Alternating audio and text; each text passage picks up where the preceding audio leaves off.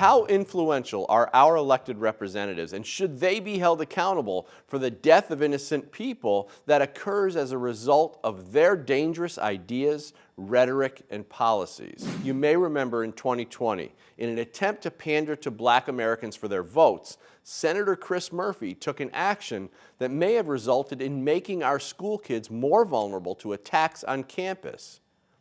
Murphy's rhetoric and misguided politically motivated ideas, along with Joe Biden's Gun-Free School Zones Act, may be just enough to perpetuate the loss of innocent lives in our schools. A group of left-wing race hustlers and political opportunists, which include Senator Chris Murphy, Senator Elizabeth Warren, Representatives Ayana Presley and Ilhan Omar, introduced the Counseling Not Criminalization in Schools Act in 2020.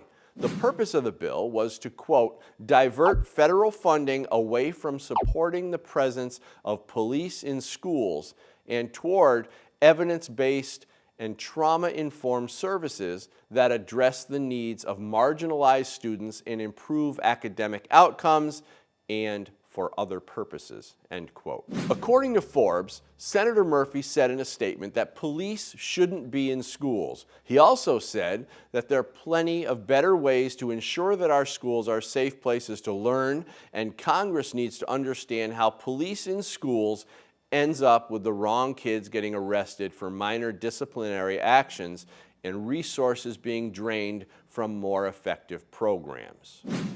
On July 29, 2020, Murphy publicly announced the following: if we're going to tackle racial inequities in our education system, getting police out of schools is a necessary first step. Today I'm teaming up with Representative Presley, Senator Warren, and Ilhan Omar to introduce the Counseling Not Criminalization in Schools Act. Of course, he leveraged the Black community when he used the false notion of systemic racism to push his flawed policy, as often the political left will do.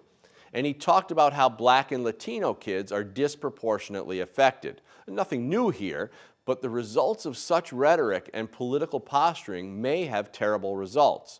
As we watch the tragedies of Buffalo, New York, and Uvalde, Texas, unfold, we can't help but recognize the possible contribution to these deadly attacks these Democrats may have made.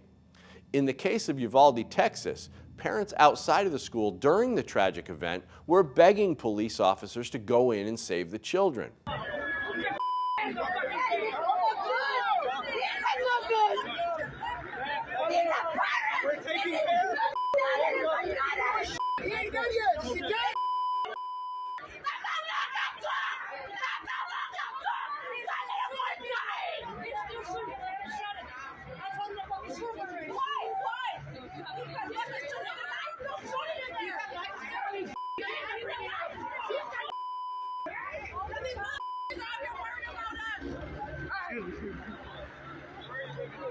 Wouldn't it make sense to have police or armed security on campus should a violent attack occur?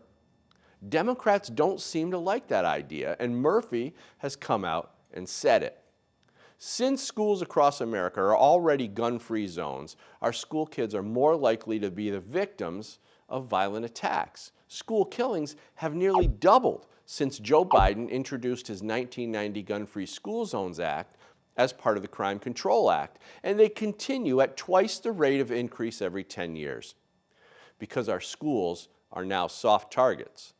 Why is it that Senator Chris Murphy and other Democrats insist on making our children more vulnerable to horrific acts of violence by banning police officers from the premises, even after seeing them be attacked time and time again?